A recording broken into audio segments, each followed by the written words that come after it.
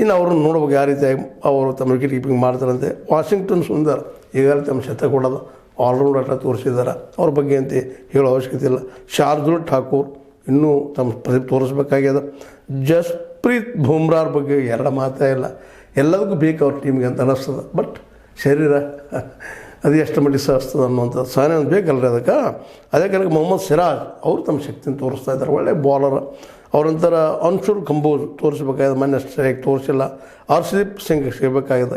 Jagadeesan wicket keeper ಇನ್ನೊಬ್ಬ ಇದ್ದಾರೆ, ಅವ್ರಿಗೇನು ಮೋಸ್ಟ್ಲಿ ಸಿಗಲಿಕ್ಕಿಲ್ಲ. ಜುರಾಲ್ ಅವ್ರಿಗೆ ಹೆಚ್ಚು ಸಿಗುವಂಥದ್ದು. ಇನ್ನು ಇಲ್ಲಿ ಇಂಗ್ಲೆಂಡ್ ಟೀಮ್ನಾಗ ಅವರು ಪಾಪ ಹೇಳಿದೆ ನಿಮಗೆ ಆಲ್ರೆಡಿ ಸ್ಟ್ರೋಕ್ ಅದರ ಕ್ಯಾಪ್ಟನ್ ಅಕ್ರಮ್ ಬಾಲರ್ ಮತ್ತು ಆಲ್ರೌಂಡರ್ ಅವ್ರು ಹೇಳೋದಪ್ಪ ಅಂದ್ರೆ ಅವ್ರಿಲ್ಲ ಇವತ್ತು. ಅವರ ಬದಲಾಗಿ ಓಲಿ ಪೋಪ್ ಅನ್ನೋಂಥ ನಾಯಕರು, ಶಾಂತಿತ್ ಅವರು ಬುದ್ಧಿವಂತರು ಇದ್ದಾರೆ. ಜೊತೆಗೆ ಜಾಕ್ ಕ್ರಾಲಿ ಒಳ್ಳೆ ಆಟಗಾರರು, ಬೆನ್ ಡೆಕೆಟ್ ಚೆನ್ನಾಗಿ ಆಡುವವರು, ಜೋ ರೂಟ್ ದೊಡ್ಡ ಅನುಭವಿಸ್ತ ಆಟಗಾರ, ಯಾವ ಬಾಲರನ್ನು ಯಾವ ರೀತಿ ಎದುರಿಸಬೇಕು ಅನ್ನೋದ್ರಲ್ಲೇ ಮಾಹಿರ. ಅದೇ ರೀತಿ ಹ್ಯಾರಿ ಬ್ರೂಕ್ನು ಸಹಿತ, ಜೇಕಬ್ ಬೆಚೆಲ್ಲ ಮತ್ತು ಜೆಮಿ ಸ್ಮಿತ್ ಅವರು ಒಳ್ಳೆ ವಿಕೆಟ್ ಕೀಪರ್, ಒಳ್ಳೆ ಕೆಲಸ ಮಾಡ್ತಾ ಇದ್ದಾರೆ.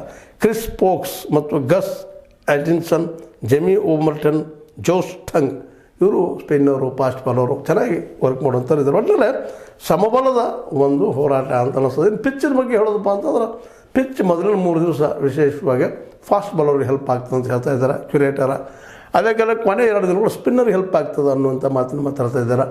ಒಟ್ಟಾರೆಯಾಗಿ ಇಬ್ಬರಿಗೂ ಹೆಲ್ಪ್ ಆಗುವಂಥ ಒಂದು ಟೀಮ್ ಅದ. ಎರಡನೇ ಇನ್ನಿಂಗ್ಸಲ್ಲಿ ಆಡೋರಿಗೆ ಒಂದು ಸ್ವಲ್ಪ ಕಷ್ಟ ಆಗ್ತದೆ ಸ್ಪಿನ್ನಿಂಗ್.